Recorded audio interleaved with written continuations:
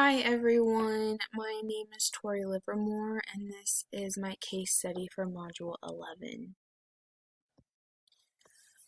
First, the facts. Golden Oak High School, they hired a first-year principal, Mr. Rhodes.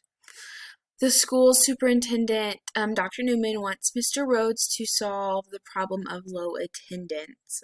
About approximately 85% of the student population has missed 10 or more days. Dr. Newman made it clear that the school aligns with the state law regarding students' absences, and only certain absences are excused, like illness, death, weather, or a valid reason from the principal.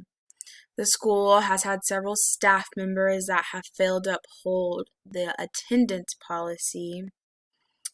I have to create a school that promotes attendance and promotes attendance related to academic achievement. We want students in school. We are going to have to evaluate the attendance data and make data-informed decisions to make changes. There are 5 student case files we are going to evaluate first.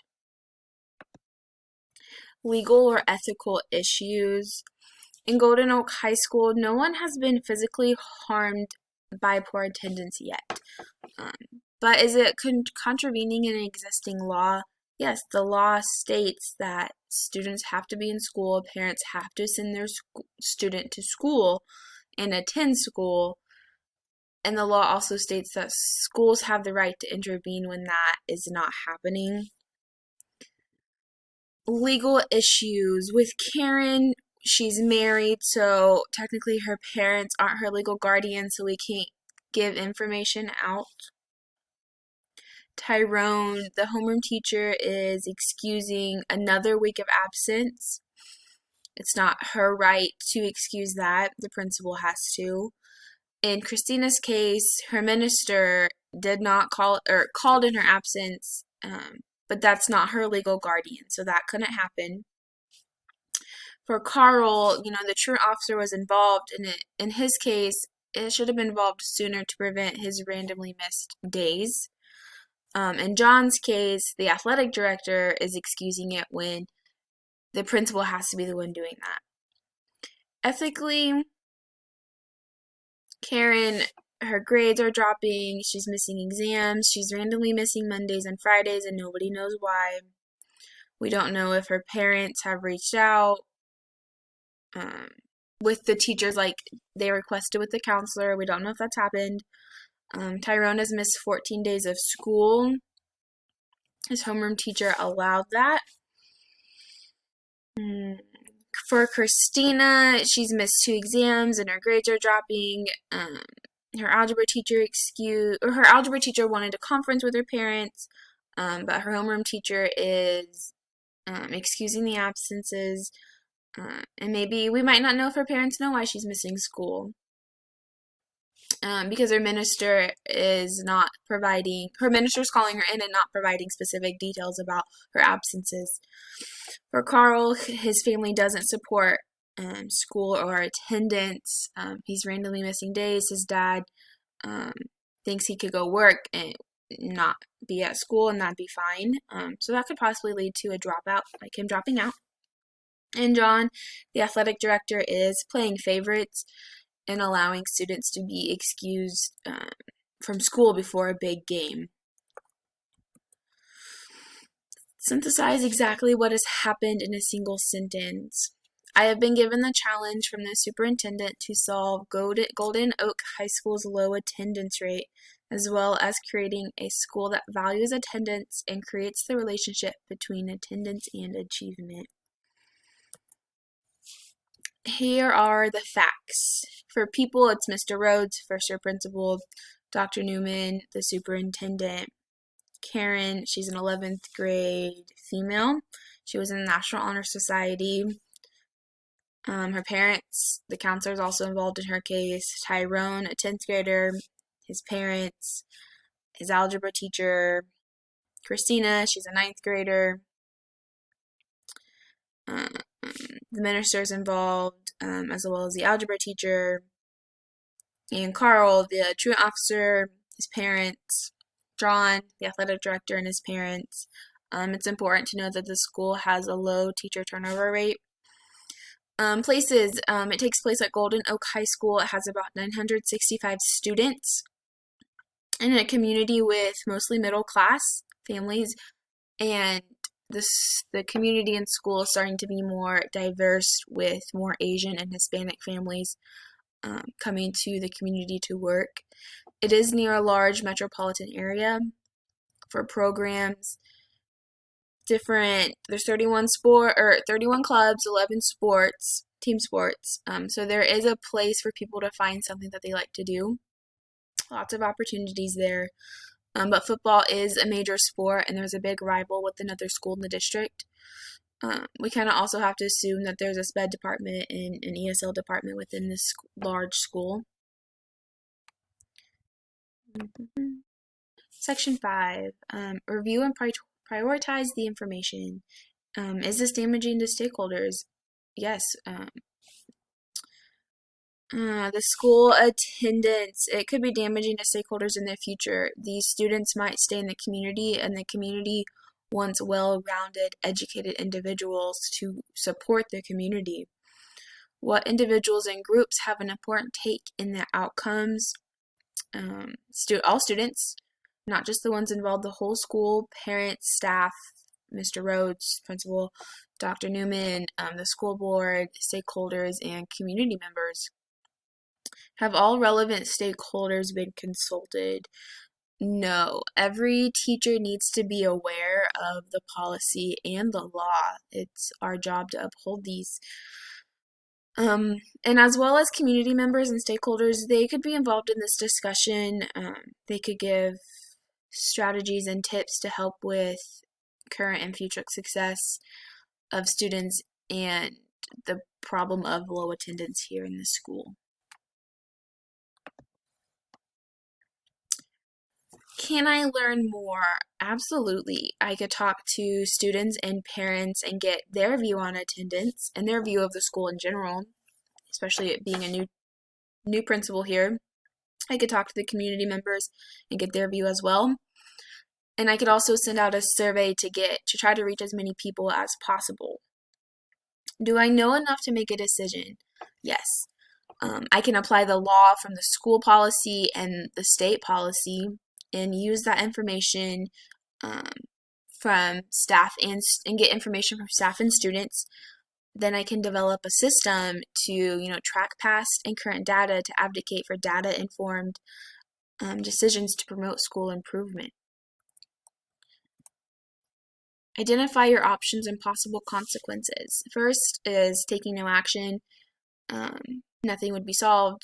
Dr. Newman's wishes would be ignored. Students would still miss school. Teachers would still be not taking attendance or not caring about attendance. And I could possibly jeopardize my job as a principal. The second, meet with past teachers, students, parents, and staff and take immediate action. This would be the most extreme action, or this could be with punishment, warnings, write-ups, and possible termination of staff. And then 3, take it one student at a time, so case by case. By taking it one student at a time, we could evaluate all the information and get more information if needed. This option would set the tone that the school is going to uphold the policy for attendance. And this one we could get everyone involved if needed. Strategies. Create a data spreadsheet to keep track of attendance. I think an assistant or someone should be dedicated to doing this. A reward system for teachers to submit attendance. Have someone come talk to the students about why they need to be in school. Create a building leadership team that's always coming up with strategies to help this. But we could connect with parents and community members like through a fun night to kind of build that relationship, since I would be a new principal here. Send out weekly emails to stakeholders with the attendance data. And then also keep in contact with the truant officer, social services, the juvenile court system, and contact them when needed. And then also ask for teachers and staff input. That would be a good discussion to know that we're all in this together and it's not just me making all the decisions. Evaluate your options. By doing nothing, teachers and staff would continue on and we could avoid a conflict. But cons, nothing would be solved. Teachers would still not be upholding the law and students would still be missing school. 2, by meeting with past teachers, students, and parents, we could take immediate action with punishment for not upholding the school's policy. This route would let those teachers know that what they have done was wrong and there will be a punishment. But cons, this might not help other teachers who might do that, and it might hurt the morale of coming in too harsh and punishing people for things that already happened in the past. Take it one student and teacher at a time if needed. Every teacher, student, parent would be aware of the attendance policy with this one. Teachers not following the attendance policy, there would be an immediate consequence in the future after everyone's aware of it. In the cons, this might not help the low attendance rate be solved quickly, and past cases would not be punished.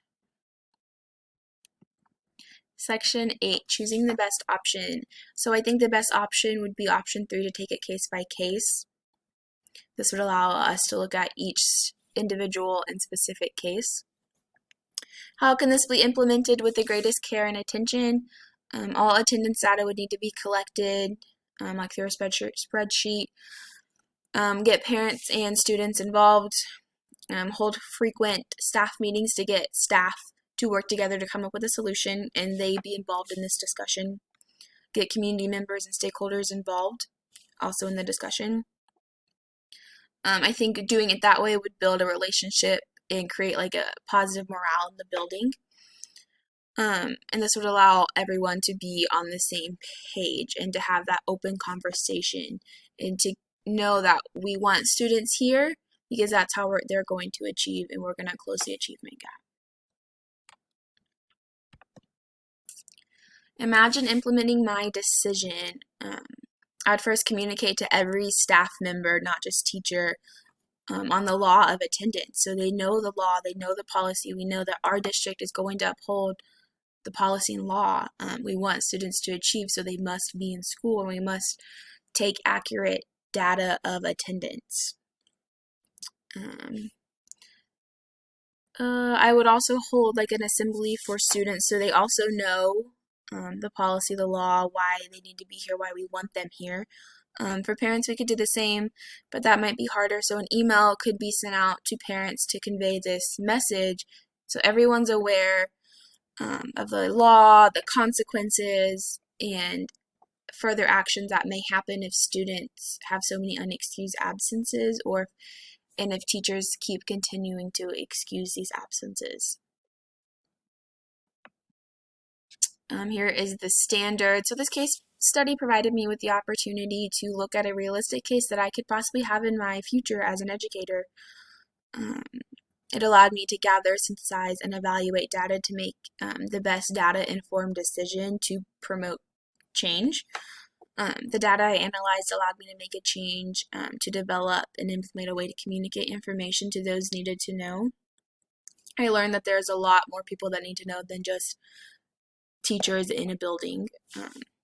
Also, I had to think about the legal and ethical issues that were happening with students and staff. I think by doing all this, I have a better idea of how to support school improvement by really gathering and looking at the data. And that is my presentation. Thank you for watching.